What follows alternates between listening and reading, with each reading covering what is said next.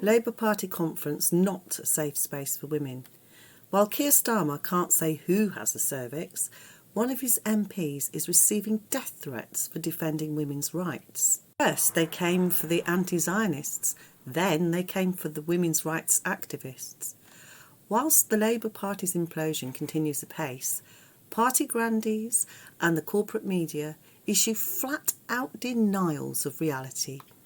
Proletarian Writers, Thursday, 14th of October 2021. Rosie Duffield, Labour MP for Canterbury and a former party whip who had to stand down after she broke lockdown rules, announced in September that she would not be attending her party's conference this year, citing security issues. Ms Duffield had been receiving death threats from trans and queer activists ever since she began to speak out in support of women's rights, particularly the right to single-sex spaces, putting her in opposition to Labour's planned policy of gender self-ID. The extremely controversial stance being promoted by the Labour front bench endorses the idea that any person should be able to change their officially registered gender by a process of simple declaration, essentially giving any man the right to declare himself a woman and then to claim access to women-only spaces. This absurd position recently led Labour leader Keir Starmer to tie himself in knots over basic biological facts. When BBC TV host Andrew Marr asked him if it was transphobic to say that only women have a cervix, Starmer replied, quote, "Well, it is something that shouldn't be said. It is not right," end quote. The question of gender ideology and the philosophical idealism that underpins this irrational position has been covered in detail in our party's transgender trend pamphlet, Speeches and Resolutions at our 8th Party Congress. This article is not going to address the specific concerns about gender ideology, rather the hypocrisy of the Labour Party and much of the establishment media in dealing with the issue. The hypocrisy of the safe space debate. We are constantly bombarded with news articles and media stories about the dangers faced by trans people and their need for safe spaces. In many parts of the world, we have seen cases of children being removed from their parents' care, the sole reason that failing to affirming their child's chosen gender makes the home environment, quote, unsafe and dangerous for the self-proclaimed and officially endorsed trans child. Women have been banned from meetings and from social media and have been fired from their jobs because their, quote, gender-critical views, no matter how rationally or politely expressed, are said to make trans people feel unsafe. Meanwhile, we are repeatedly told that this policing of debate is necessary in order for our society to be inclusive. A perfect example of how so many words have become devoid of any real meaning in this decadent and decaying postmodern world. Even if we can accept the premise that society needs to create safe spaces by excluding some, so others can be free from danger and harm, to be inclusive, surely a Labour MP is entitled to a safe space at her own party's conference? Apparently not. At the 2019 Labour Party conference, Women's Place UK, WP UK, which describes itself as a, quote, group of people from a range of backgrounds, including trade unions, women's organisations, academia and the NHS, united by our belief that women's hard-won rights must be defended, close quotes, hosted a fringe event. The meeting was advertised as this discussion of women's sex-based rights, including their right to single-sex spaces and provisions, female-only prisons, bathrooms and rape shelters, for example. That meeting was protested by trans and queer activists who called the event transphobic and labelled the discussion there as hate speech. These activists not only intimidated and threatened women as they entered the building, but continued shouting and banging on windows throughout the meeting to drown out the voices of the speakers and create an atmosphere of intimidation and fear. One attendee told the Mail Online, "They were banging on panes of glass. It was hideous, and the police didn't stop them. The policing was a joke. We also had some of our attendees have liquid thrown in their face. It felt very much like we were under siege." Close quotes. The activists defended their behaviour, claiming these women had, quotes, "appropriated feminism and were using the Labour Party conference to spread a transphobic message," close quotes. It seems that only some people deserve to feel safe, although clearly the protesters felt safe enough to protest the meeting and confront the attendees face to face. It seems we all respond to fear in different ways.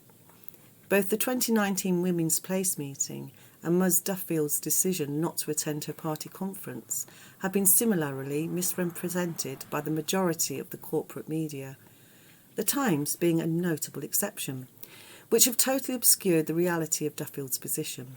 She has been labelled a transphobe who is under pressure from trans and queer activists, whereas in reality she has fairly standard feminist views and has been repeatedly threatened with extreme violence. The language used by most media continues to distort the position of women who support sex-based rights in order to push forward the bourgeois ideologies of postmodernism and idealism. This is done to confuse workers and turn them against each other, creating a system in which workers are constantly policing one another's language to see who is the least bigoted and most virtuous. As a result of these attacks, women are now spending more time and energy agitating to preserve basic rights that had in recent times been taken for granted. The continuing attack on women's rights by trans activists, supported by the liberal media, has pushed many women further towards radical feminism, with its narrow focus on women's issues and men as the enemy, and away from the understanding that they need to unite with male workers in a working class movement that can achieve real liberation for all workers. Another Labour witch hunt. The witch hunt of supposedly transphobic women in the Labour Party is reminiscent of the charges of anti-Semitism that were used to justify the hounding and expulsion of Jeremy Corbyn, Chris Williamson and so many ordinary Labour members, charges that were amplified by the party machinery as well as by the mainstream media. These campaigns are both being waged on the premise that if you support one thing, e.g. women's rights or the people of Palestine, you must necessarily hate or condemn its perceived opposite, i.e. trans people or people of the Jewish faith. This false premise exemplifies a total lack of intellectual honesty amongst our rulers generally and the Labour Party in particular.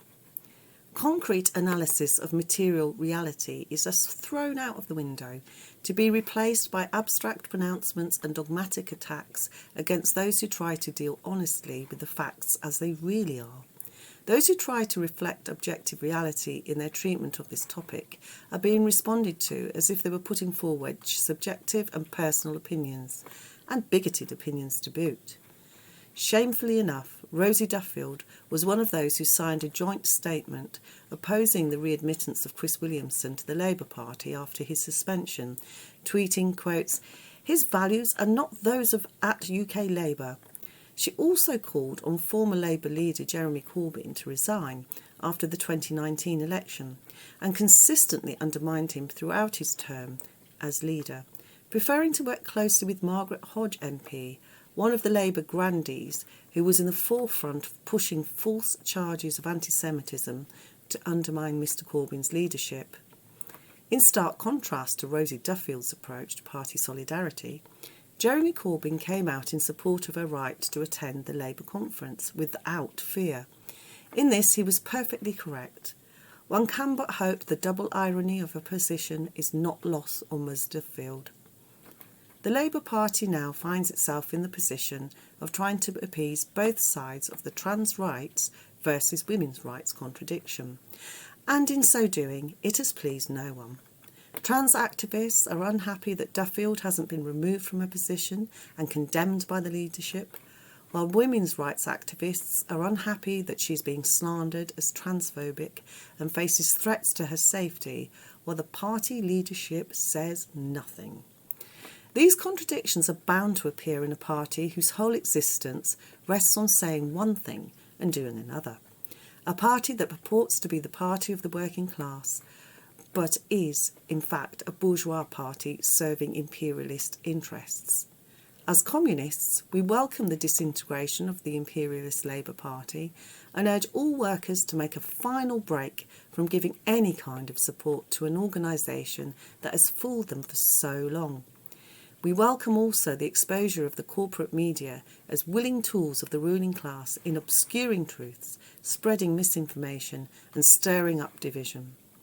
At the same time, we will stand in solidarity with any woman who faces censorship, termination of her employment, or threats to her physical safety simply because she dares to put forward basic demands for women's rights and equality, and to defend the small gains women have been able to make within the limits of capitalist society.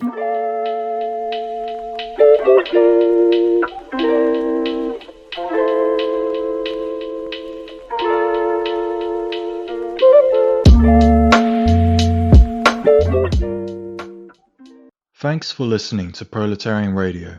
We aim to bring you the best Marxist analysis on current affairs, revolutionary history, and theory. Do like, comment, subscribe, and share our content to help us reach the widest possible audience. We are a small organization with limited resources, and we need workers' support if we are to grow and fulfill our mission. If you are able to make a one-off or regular donation, no matter how small, please visit our website at thecommunists.org and register as a supporter.